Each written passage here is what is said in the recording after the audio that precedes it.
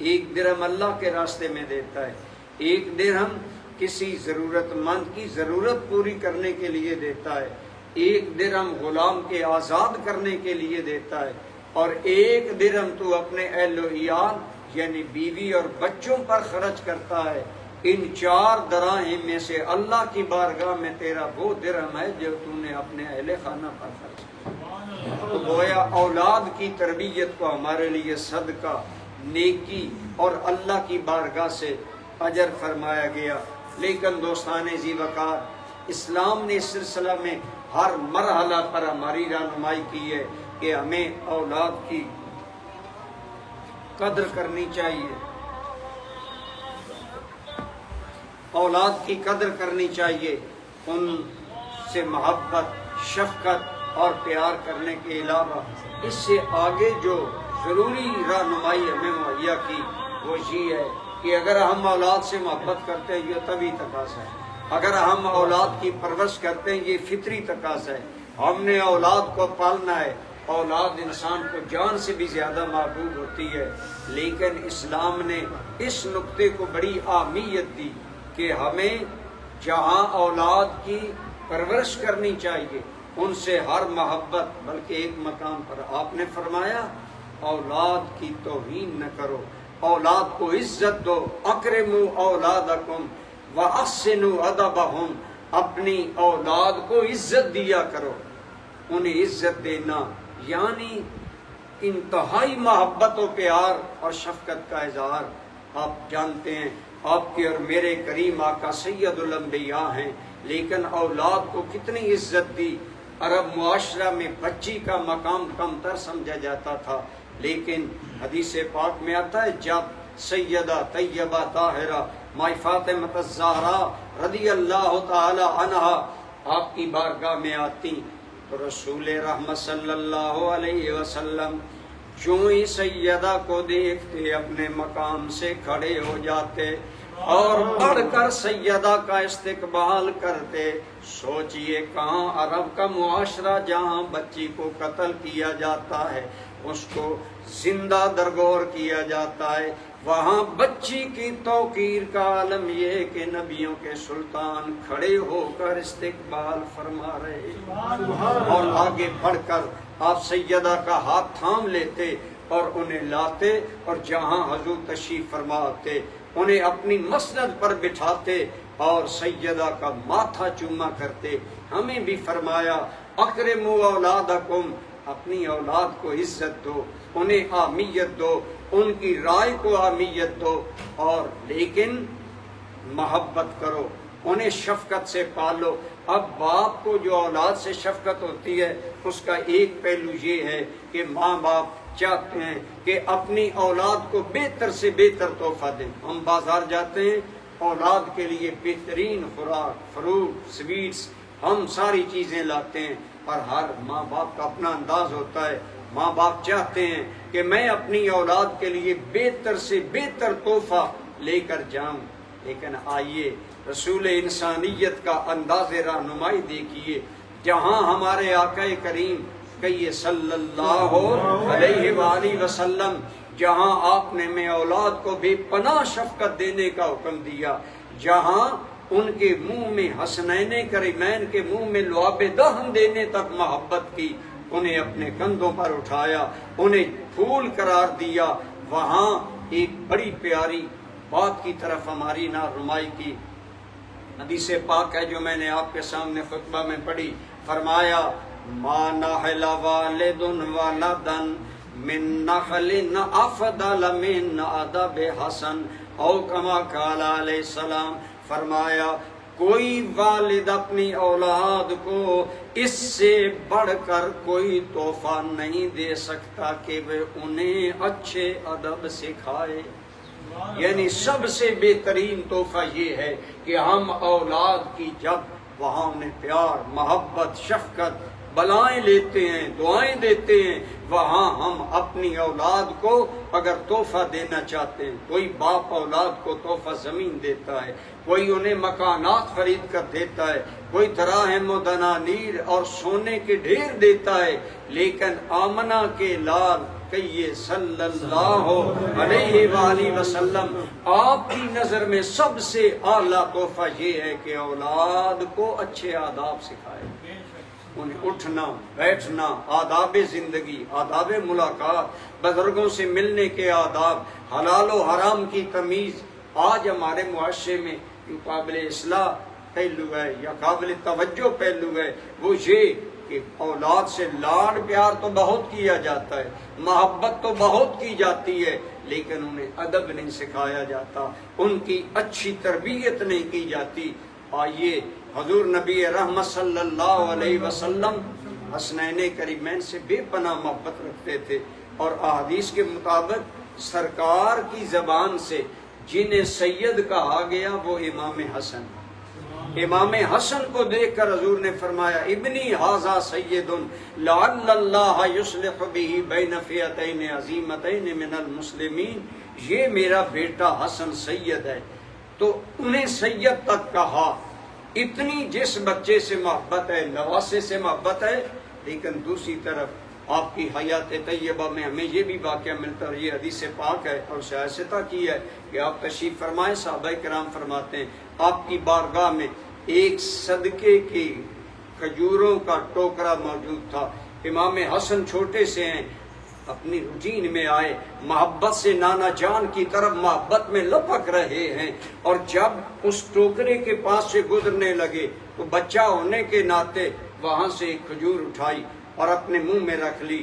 حدیث پاک میں آتا ہے جوں امام حسن نے منہ میں صدقے کی کھجور ڈالی، آپ اور میں جانتے ہیں صدقہ رسول اللہ پر اور آپ کی آل پر حرام ہے، سادات پر صدقہ حرام ہے۔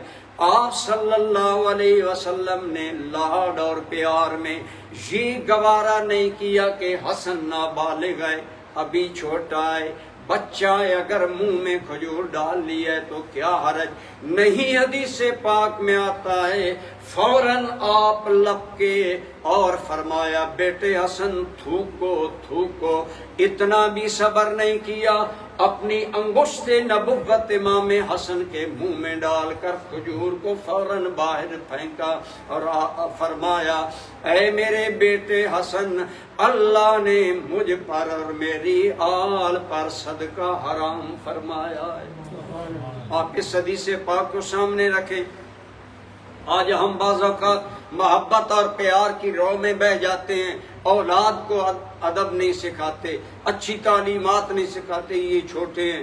میرے پاس ایک آدمی آیا ایک بچے کو دم کروانے کے لیے، تو میں نے دیکھا کہ اس نے اس بچے کی انگوٹھی میں اس کی انگلی میں سونے کی انگوٹھی ڈالی ہوئی ہے۔ اب ہمارے ہاں یہی تصور ہے کہ بچہ نابالغ ہے، اگر اسے ہم سونا پہنا دیں گے اپنا دل راضی کرنے کے لیے تو کیا ہوگا، لیکن اگر ہم سرکار کی حدیث مبارکہ کو سامنے رکھیں کہ آپ نے ایک لمحہ کے لیے بھی امام حسین کے منہ میں کھجور نہیں ٹھہرنے دی، صدقہ کی کھجور آل محمد پر حرام تھی، فوراً منہ میں انگلی ڈال کر اسے باہر بھی پھینکایا اور فرمایا تھوک دو تاکہ اس کا کوئی اثر تیرے منہ میں نہ رہے۔ یہ رسول اللہ کی سنت ہے ہمارے سامنے کہ ہمیں اپنی اولاد کو جہاں بے پناہ شفقت، محبت، پیار اور لاڈ دیتے ہیں، وہاں ہمیں اپنی اولاد کو حرام حلال کی تمیز بچپن سے ان کے سامنے واضح کرنی چاہیے تاکہ وہ آئندہ چل کر ان چیزوں کو مد نظر رکھیں۔ تو اس لیے آپ صلی اللہ تعالی علیہ وآلہ وسلم نے تعلیمات دی، فرمایا اذا افصح اولادکم فعلموہم لا الہ الا اللہ، جب تمہارے بچے بولنے کے قابل ہو جائیں انہیں پہلی تعلیم کلمہ توحید دو، اللہ رب العالمین کی وحدانیت کا انہیں سبق پڑھاؤ، علموہم لا الہ الا اللہ، انہیں لا الہ الا اللہ کی تعلیم دو۔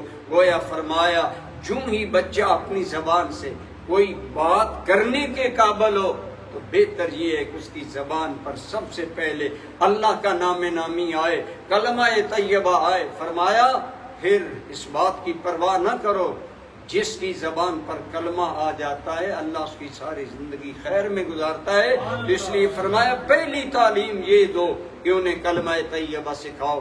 پھر فرمایا جب بچے 7 سال کے ہو جائیں اس وقت بچوں کو نماز کا حکم دو، انہیں نماز کی ترغیب دلاؤ۔ ہم دیکھتے ہیں حدیث پاک میں آتا ہے سرکار مسجد نبی میں خطبہ دے رہے ہیں، حسنین کریمین آئے، بچپن تھا، لڑکپن تھا، گرے، سرکار سے حسنین کریمین کا گرنا گوارا نہ ہوا، آپ نے خطبہ روکا، ممبر چھوڑا اور اٹھ کر تشریف لے گئے اور بڑے مجمع کے سامنے حسنین کریمین کو اٹھا کر گودی میں سجایا۔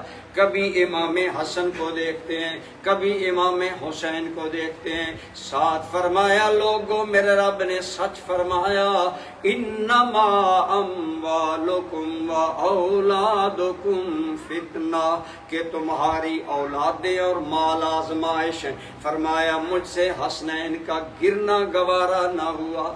تو ایک طرف محبتوں کا یہ انداز، لیکن یہاں رک کر اگر آپ اور میں سوچیں حسنین کریمین نانا جان کی محبت میں مسجد میں کیوں آئے؟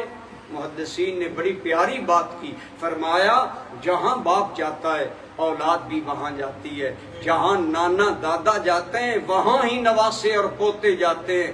حسنین کریمین نانا کریم کی محبت میں مسجد میں اس لیے آئے کہ جانتے تھے ہمیں نانا جان مسجد میں ملے گی۔ گویا اس عمر میں جب کہ شعور پروان چڑھ رہا تھا انہیں مسجد کا راستہ پریکٹیکلی دکھایا گیا، وہ مسجد میں آتے جاتے تھے۔ ہمیں بھی آج چاہیے کہ جب بچہ اس عمر کو پہنچے تو ہم انہیں نماز کی طرف قائل مائل کریں، انہیں اپنے ساتھ لائیں۔ تو اس لیے میں عرض کر رہا تھا آپ صلی اللہ علیہ وسلم نے ہمیں جہاں پیار سے اولاد سے محبت، شفقت، پیار کرنے کا حکم دیا، وہاں انہیں بہترین آداب زندگی سکھانے کا حکم دیا۔ بلکہ جو قرآن کی آیت میں نے پڑھی آپ کے سامنے، ارشاد باری تعالی ہے یا ایھا الذین آمنوا قوا انفسکم واہلیکم نارا، ایمان والو خود بھی جہنم کی آگ سے بچو، اہل خانہ کو بھی بچاؤ۔ صحابہ کرام عرض کیا یا رسول اللہ کہیے صلی اللہ علیہ وآلہ وسلم، آقا ہم تو آپ پر ایمان لائے، آپ کی خدمت و نصرت کی، آپ کا ساتھ دے رہے ہیں، ہم نے اپنے آپ کو جہنم سے بچایا، ہم اہل خانہ کو کیسے جہنم سے بچا سکتے ہیں؟ تو فرمایا یہی چیزیں جو خود کرتے ہو اس کی تعلیم اہل خانہ کو بھی دو، اس کی طرف بیوی بچوں اپنے گھر والوں کو لاؤ، انہیں جہنم سے بچانا یہ بھی تمہاری ذمہ داری ہے۔ جہاں تم انہیں دنیاوی نعمتیں دے کر ان کے جسم اور جان کی پرورش کرتے ہو، وہاں ان کے ایمان اور اخلاق کی پرورش کرنا بھی تمہاری ذمہ داری ہے۔ اس لیے فرمایا اپنی اولادوں کو 7 سال کی عمر میں بچوں بچیوں کو نماز کا حکم دو، اور جب 10 سال کے ہو جائیں پھر انہیں نماز کی تنبیہ کرو اور ان کے بستر جدا کر دو۔ کتنا فطری اصول بتایا گیا۔ 10 سال کی عمر میں انسان کے بدن میں جذبات شہوت بڑھتے ہیں، میلان جنس بڑھتا ہے، فرمایا ان کے بستر علیحدہ کر دو۔ گویا آپ کے اور میرے آقا حیا و شرم کے وہ عظیم پیمبر بن کر آئے جنہوں نے ہر سطح پر ہماری رہنمائی کی۔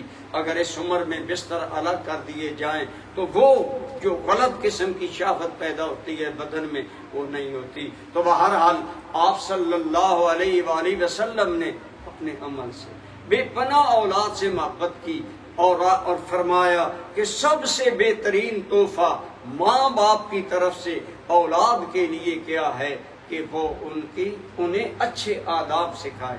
اسی لیے ام المومنین عائشہ صدیقہ رضی اللہ تعالیٰ عنہ فرماتی ہیں اللہ کی قسم ہم نے دنیا میں کوئی انسان سیدہ فاطمہ سے بڑھ کر اپنے ابا جان سے اٹھنے بیٹھنے اور اخلاق میں مماثلت والا نہیں دیکھا۔ یعنی سیدہ طیبہ فاطمہ الزہرا اپنے ابا جان کے اخلاق عالیہ کی مظہر تھیں۔ چال ڈھال اٹھنا بیٹھنا یہ ان کی فطرت میں ایسا رچ بس چکا تھا۔ فرمایا اسی طرح اولاد کی اچھی تعلیم و تربیت کرو، ان کو پروان چڑھاؤ، اور ان کی ہر حال میں والدین کی ذمہ داری ہے کہ وہ ان کی نگرانی کرے۔ فیمائش میں ضروری نہیں ہے کہ انسان مارے ہی ہاتھ سے سزا ہی دے، بلکہ اولاد کو فیمائش کا معنی تو ہے سمجھانا، تنبیہ کرنا۔ تو ماں باپ کو چاہیے وہ اولاد کی رہنمائی کریں، فہمائش کریں، اچھے انداز میں انہیں اچھی عادات کا عادی بنائیں۔ میں 1 سال کے لیے 1988 کے اندر انگلینڈ میں رہا، سیدی ضیاء الامت رحمۃ اللہ تعالی علیہ نے مجھے وہاں بھیجا۔ تو شروع سے ہمیں حضور ضیاء الامت نے یہ تربیت دی کہ آپ پر لازم ہے کہ آپ اپنے متعلقین کو دینی رہنمائی مہیا کریں۔ تو وہاں میں نے مسلم یوتھ آرگنائزیشن کے نام پر ایک جوانوں کی تنظیم بنائی۔ تو وہاں میں نے 2 چیزیں ان میں دیکھی۔ ایک تو وہ بچے عموماً بائیں ہاتھ سے کھاتے ہیں، اور دوسرا جب کمرے میں آتے ہیں تو وہ سلام دینا بھول جاتے ہیں۔ آپ جانتے ہیں ہماری اسلامی تہذیب میں ہے کہ جب بھی 2 اہل ایمان ملیں تو سلام دینا چاہیے، اور سلام میں پہل کرنے والے کو ثواب زیادہ ہوتا ہے۔ تو ہم نے کہ یہ ان کی ہم یعنی کلاس لے رہے تھے اور ان کی تربیت۔ تو میں نے اب فیمائش کی میں آپ کو ایک مثال عرض کرتا ہوں۔ ہم نے وہاں یہ طے کیا، آپ جانتے ہیں اچھی طرح یورپ میں رہتے ہیں کہ باہر موسم اور ہوتا ہے، اندر شدید سردی ہوتی ہے، ہیٹر چل رہے ہوتے ہیں۔ تو ہم نے طے کیا کہ جو دوست سلام دیے بغیر اندر آئے گا وہ دوبارہ کمرے سے باہر جائے گا اور پھر آ کر سلام دے گا، تاکہ آئندہ یاد رہے کہ میں نے سلام دینا۔ اب یہ بھی فہمائش کا ایک تنبیہ کا طریقہ ہے۔ اسی طرح ان کے مشورے سے، بچوں کے مشورے سے ہم نے طے پایا کہ ہماری محفل میں مسجد میں درس لیتے ہوئے جو بچہ، میں ان کی میلان طبع یعنی دین کی طرف میلان کے لیے کبھی ان کو چائے پیش کرتا، کبھی کوئی چیز جو میری بس میں تھی۔ تو جب وہ کھاتے پیتے تو بائیں ہاتھ سے، تو ہم نے وہاں یہ پاس کیا کہ جو بچہ اندر آئے گا اور وہ بائیں ہاتھ سے کھائے پیے گا، جتنے دوست ہوں گے آئندہ ان سب کو وہ چائے پلائے۔ تو یہ بھی انداز ہیں، تربیت کے مختلف انداز ہیں۔ ماں باپ کی ذمہ داری ہے کہ وہ انتہائی دانشمندی سے اپنی اولاد کی تربیت کریں، جائز حد تک اولاد کو تنبیہ۔ آپ حضرت سیدنا عبداللہ ابن عمر رضی اللہ تعالیٰ عنہما کا نام آپ نے سنا، حضرت عمر کے بڑے بیٹے تھے اور بہت بڑا ان کا مقام ہے۔ یہ وہ انسان ہے جنہیں دیکھ کر جبریل نے کہا تھا یا رسول اللہ عبداللہ بن عمر بڑا اچھا جوان ہے، اگر یہ سحری کو جاگا کرے۔ حضرت عبداللہ بن عمر نے جس دن سنا پھر زندگی میں سحری کا قیام، رات کا قیام قضا نہیں۔ یہ حضرت عبداللہ ابن عمر شریعت میں بہت راسخ تھے، عالم تھے، نبی رحمت صلی اللہ علیہ وسلم کے علماء صحابہ میں ان کا شمار ہوتا تھا۔ حضرت عمر کے اس بیٹے حضرت عبداللہ ابن عمر کا آپ کے ایک بیٹے تھے، وہ جماعت کے ساتھ نماز میں سستی کرتے تھے۔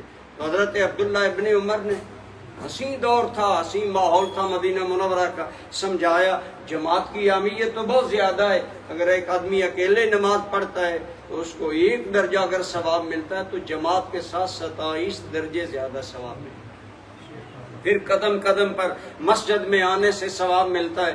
لیکن آپ کے وہ بیٹے جوان تھے تو وہ بے رخی کرتے تھے۔ اب حضرت عبداللہ ابن عمر رضی اللہ تعالی عنہما، آپ نے کیا کیا؟ جو ان کے بس میں تھا وہ کیا کہ آپ نے ان سے کلام کرنا چھوڑ دیا۔ آپ گھر آتے، اٹھتے، بیٹھتے۔ اب انہیں بڑا شاب گزرا، خیر القرون تھا، بہترین دور تھا۔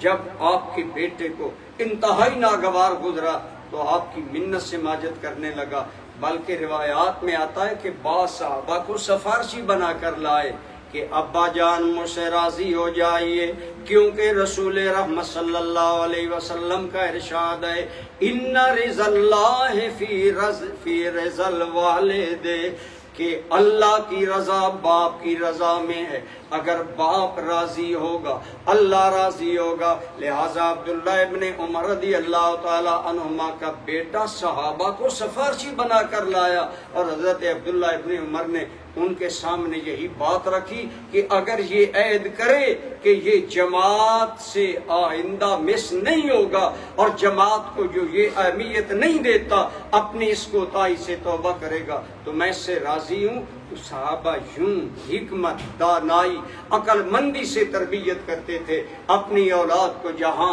محبت، پیار، شفقت دیتے تھے، وہاں میں عرض کروں اولاد کی تربیت کے لیے اور اگر ہم چاہتے ہیں کہ ہماری اولاد اچھے اخلاق میں ڈھلے تو اس کا سب سے مؤثر حال یہ ہے کہ ماں باپ اپنے عمل کردار کا عملی نمونہ پیش کریں۔ اور میں جانتے ہیں سیدنا ابراہیم خلیل اللہ علیہ نبینا علیہ الصلوۃ والسلام نے جب اپنے اکلوتے بیٹے سیدنا اسماعیل علیہ السلام کو کہا کہ یا بنی انی ارا فی المنام انی اذبحک فانظر ماذا تری، اے میرے اسماعیل میں تمہیں اللہ کے نام پر قربان کر رہا ہوں، تیری کیا رائے ہے؟ اب جوان بیٹا ہے، 13 سال عمر ہے، جوانی کی دہلیز پر قدم رکھ رہا ہے، عالم شباب و جوانی ہے، ہزاروں خواہشیں، ایک جوان بچے کے دل میں کتنی خواہشیں ہوتی ہیں، لیکن ساری قربان کی۔ عرض کیا یا ابت فعل ما تؤمر ستجدنی ان شاء اللہ من الصابرین، ابا جان جو اللہ کا حکم ہے آپ کر گزریں، آپ مجھے صابر پائیں گے، فرما بردار پائیں گے، اطاعت شعار پائیں گے۔ اب جان تک جانے کا خطرہ ہے، لیکن اسماعیل علیہ السلام کہتے ہیں آپ کر گزریں جو کرنا چاہتے، آپ دیکھیں گے میں صبر کر رہا ہوں۔ اب یہ قرآن میں موجود ہے۔ اقبال کہتا ہے کہ جان قربان کرنا جوانی میں کوئی عام کام ہے، لیکن اتنا بڑا کام کرنے کے لیے اسماعیل علیہ السلام کیوں تیار ہو گئے؟ فرماتے ہیں ان کے سامنے اپنے ماں اور باپ کا کردار تھا۔ ماں کا کردار یہ کہ اسماعیل علیہ السلام شام میں پیدا ہوئے، بہاروں کا وطن ہے، شادابیوں، سرسبزیوں، خوشحالیوں کا وطن ہے۔ اللہ نے حکم دیا ہاجرہ اور اسماعیل کو لو اور مکہ میں جا کر بساؤ۔ اب لکو دک مکہ، پہاڑ، جھلستے پہاڑ، نہ زندگی کے نشان، نہ پانی، نہ انسان، نہ زندگی کا کوئی اثر۔ بیٹے اور بیوی کو وہاں چھوڑا، اور جب واپس آنے لگے تو سیدہ ہاجرہ نے کہا ہمیں موت کے منہ میں دے کر کہاں جا رہے ہیں؟ تو حضرت ابراہیم نے اتنا فرمایا ہاکذا امرنی ربی، اے ہاجرہ میرے رب کا حکم ہے، میں نے تمہیں یہاں۔ تو سیدہ ہاجرہ اتنی خدا کی اطاعت شعار، فرما بردار اور اپنے مالک کے حکم پر گردن جھکانے والی تھی۔ یہ نہیں سوچا ابراہیم ہمیں اکیلا چھوڑ کر چلے جائیں گے، ہماری پرورش کون کرے گا، خوراک کون دے گا، نہیں، بس فوراً روایات میں آتا ہے، میرے مرشد کریم نے ضیاء القرآن میں لکھا یوں سیدہ نے آپ کا دامن پکڑا ہوا تھا، آپ نے فرمایا رب کا حکم ہے، آپ نے اپنی انگلی ڈھیلی کر دی، فرمایا اذلا یدیعنا ربنا، اگر ہمارے رب کا حکم ہے تو آپ چاہیے ہمیں اللہ کے حوالے کیجئے، میں جانتا ہوں میرا رب ہمیں ضائع نہیں کرے۔ اتنی بڑی فرما برداری کہ فوراً اللہ کے حکم پر گردن جھکا دی۔ پھر جو مصائب آئے، حضرت اسماعیل علیہ السلام پیاس میں ایڑیاں رگڑتے ہیں، آپ 7 چکر صفا مروہ کی لگاتے ہیں۔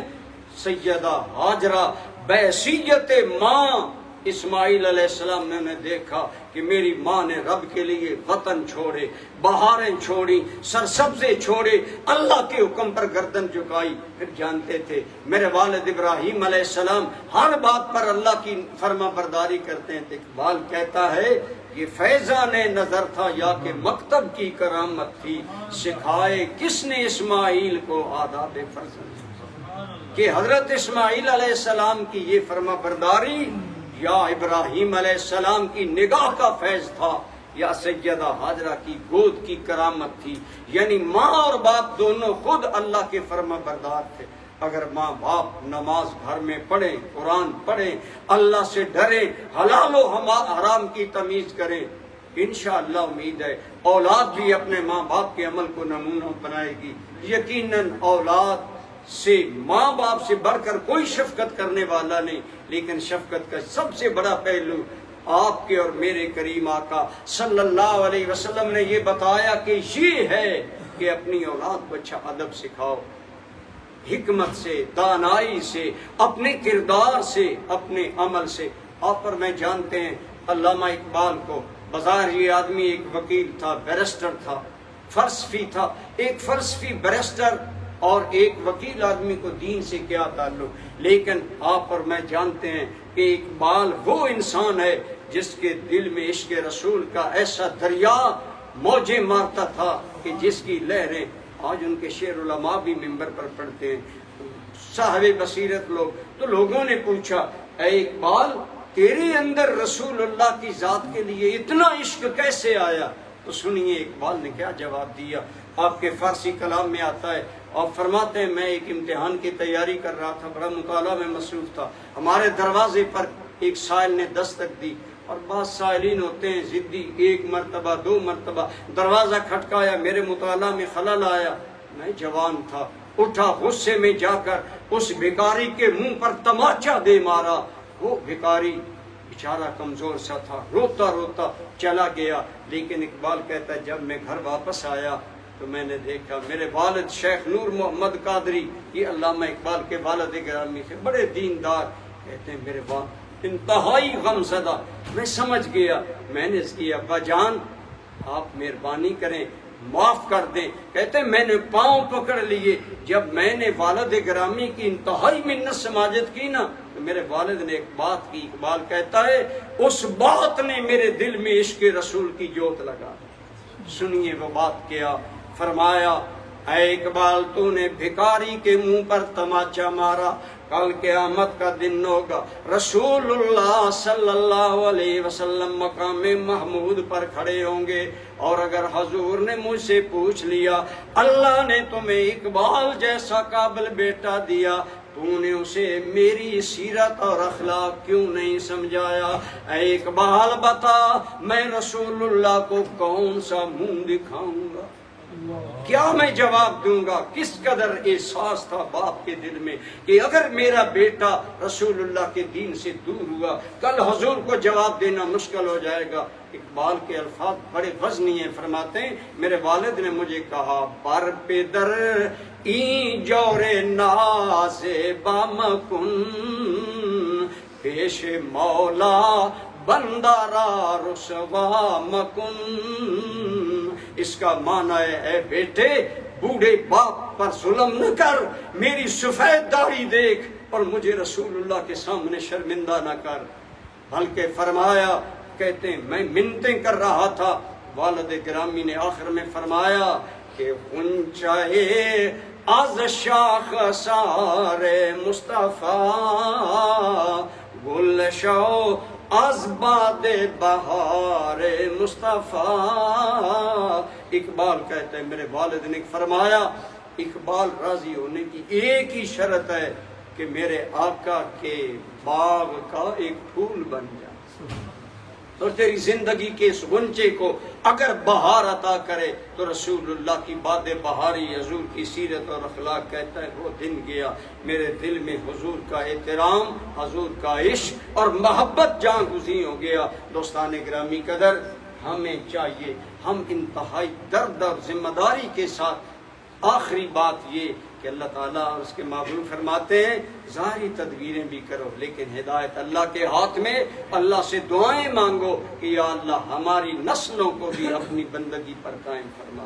آپ کو معلوم ہے ہم نماز میں پڑھتے ہیں رب اجعلنی مقیم الصلاۃ ومن ذریتی، اے میرے پروردگار مجھے اور میری نسل کو اپنی نماز قائم کرنے والا بنا.